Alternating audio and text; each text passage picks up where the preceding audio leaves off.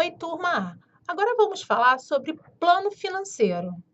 O empreendedor, ele precisa reconhecer a importância de um plano financeiro para o negócio, certo? Afinal, se as finanças não vão bem, fica difícil de orquestrar todos os outros compostos de uma empresa. Então, quando a gente pensa em plano financeiro, é preciso pensar em algumas projeções. Afinal, para você programar as suas finanças, você tem que projetar essas finanças, certo? Por isso que a sua unidade ela vem apresentando alguns recursos, né? Alguns instrumentos que são pro forma, certo? Que significa que são projeções. E aí, na sua unidade é apresentado um instrumento chamado orçamento de operações e de capital. Ah, turma, por que pensar em um orçamento? Por exemplo, eu posso pensar em montar um negócio sem pensar na estrutura desse negócio, no pessoal que eu preciso para esse negócio, na estrutura física deste negócio? Claro que não. Então, eu preciso fazer o quê? Fazer uma projeção, né? Fazer um orçamento de uma projeção que é uma projeção, um orçamento de operações. Dentro desse orçamento de operações ficam salários, aluguel, energia, todo esse custo do empreendedor, todo esse gasto do empreendedor com a operação, certo? Que geralmente é um custo mais fixo, né? E aí, também tem outros tipos de orçamento que devem ser pensados, como, por exemplo, o orçamento da produção. Enfim, pensar o orçamento te ajuda a projetar as finanças, ajuda o empreendedor a projetar suas finanças, certo? Mas vamos lá, não basta só pensar no orçamento. Eu tenho que também pensar numa projeção de vendas, até para que o empreendedor ele faça seus esforços de marketing, ele busque clientes, ele busque consumidores, outros consumidores para a marca dele. Então, ele precisa fazer uma projeção de vendas. Tá, pensar essa projeção me ajuda também a constituir o orçamento. Além disso, essa unidade 7, ela apresenta para você um demonstrativo de resultado. O que é isso, um demonstrativo de resultado?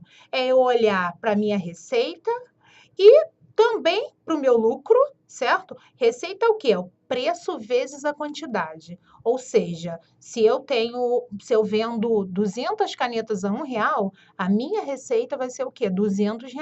Então, quando eu olho para o DRE, né, eu tenho a perspectiva de fazer uma projeção da minha receita, ou seja, todo o dinheiro que está entrando, preço vezes a quantidade, certo? Tirar desse preço vezes a quantidade, todo esse dinheiro que está entrando, tirar o meu lucro e também o custo, certo? Tudo bem, gente? Então, dinheiro entrou, eu vejo o que tem de custo e então vejo o meu lucro. É essa a perspectiva do DRE. Tem lá uma projeção para vocês explicando, né, todo um DRE e aí vocês vão vendo contas por contas, certo? E também é apresentado para vocês a questão do fluxo de caixa.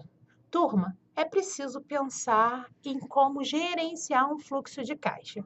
É muito comum que o empreendedor, ele olhe para o fluxo de caixa dele, ou melhor, ele olhe para o caixa dele e perceba que, digamos que hoje, no caixa de um empreendedor, de uma empresa de médio porte, tem ali um fluxo né, de dinheiro de 300 mil.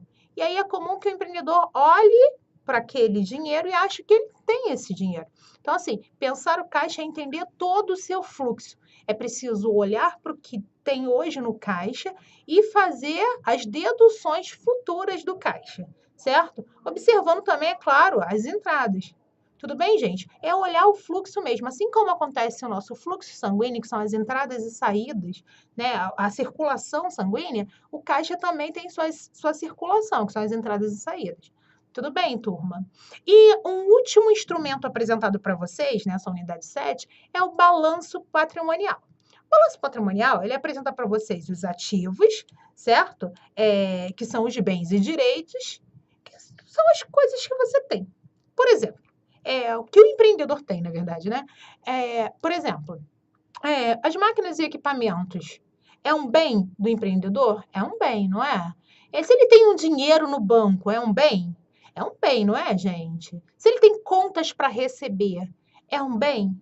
Claro que é um bem. Se eu tenho para receber, eu vou contar que eu tenho esse dinheiro para receber, então eu tenho um bem, certo? Então, quando eu falo de balanço patrimonial, o empreendedor ele vai olhar para os ativos, que são os bens, E vai olhar também para os passivos. Ah, não basta só olhar para o que eu tenho, eu preciso olhar também para o que eu devo, né? O que eu preciso, quais são as minhas obrigações.